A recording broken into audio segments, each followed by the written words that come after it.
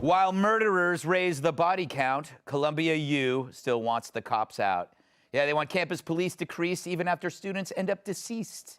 The Student Teachers Union at Columbia University remains committed to severing all ties with the NYPD, while they seem to be cool with knife-wielding criminals.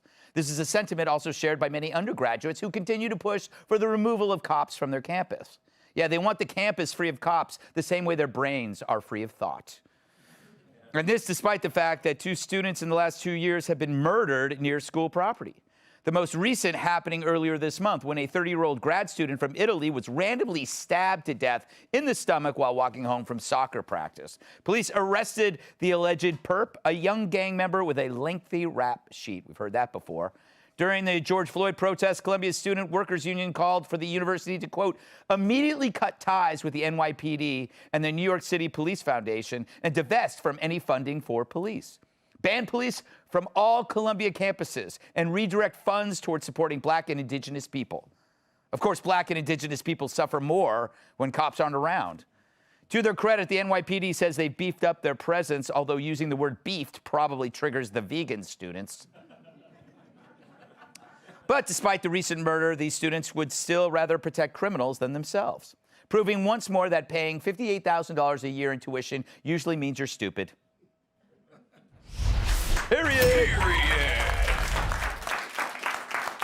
Walter, why don't we give them what they want? Why don't we just say, okay, police free, just like they did in The Wire, you know, where they made that one part of the town, it's like a sanctuary city for criminals. Why not do it? Columbia, the purge. Yes.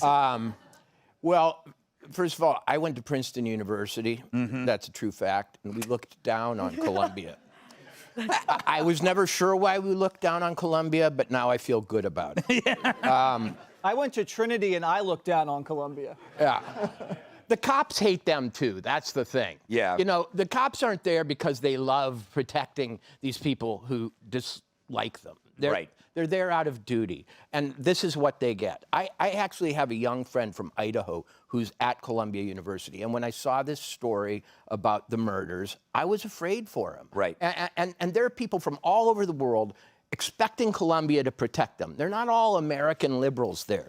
They're people from, you know, little towns and other countries and so on. And to expose them to this American woke madness is so inhospitable. I mean, it's wrong. That is true, because when people come here because they feel safe and because of just the values that America has, and then you go to a campus where they actually hate the values, Cyrus. They get there and they go like, didn't I escape Guatemala? Right. And now I got to deal with like the lawlessness of Brazil or something like that, and then they come to Columbia. But that's the point, and that's what, to piggyback off what Mr. Kern said, it's a first world problem. Most woke people live in the first world. Yeah. Like their hardest thing in the morning is if they're out of their almond milk. Yeah. You know, and then all they have to do is get on their phone and order it, and it will come to their door in about 15 minutes. But during that 15 minutes, they're going to get on Instagram and write some scathing emails and try to shut down almond milk. I've done that. For not having enough substance in the cartons.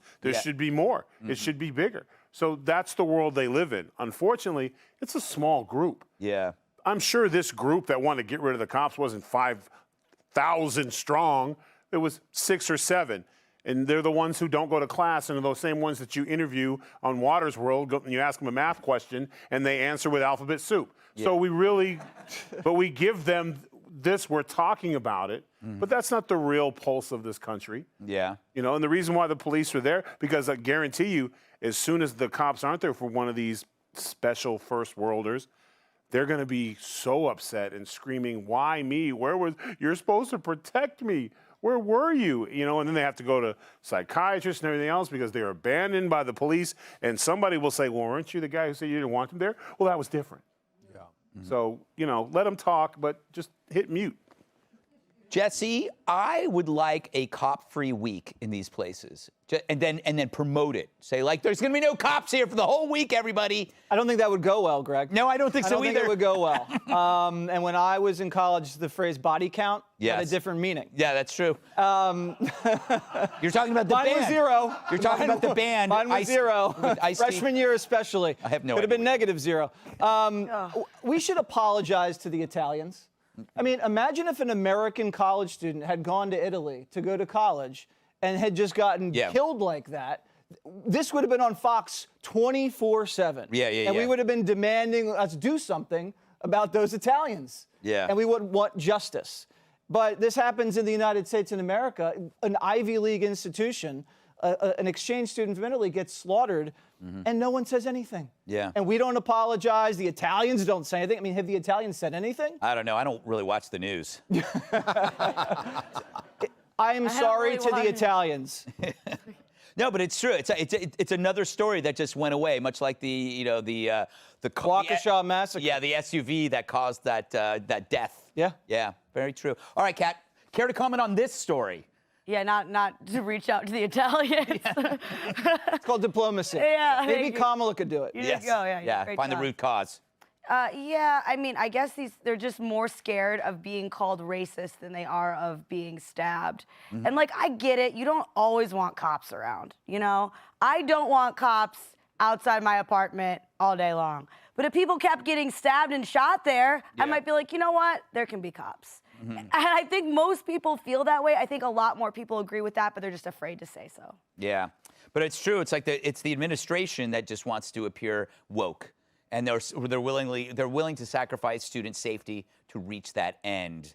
Hey, Sean Hannity here. Hey, click here to subscribe to Fox News YouTube page and catch our hottest interviews and most compelling analysis. You will not get it anywhere else.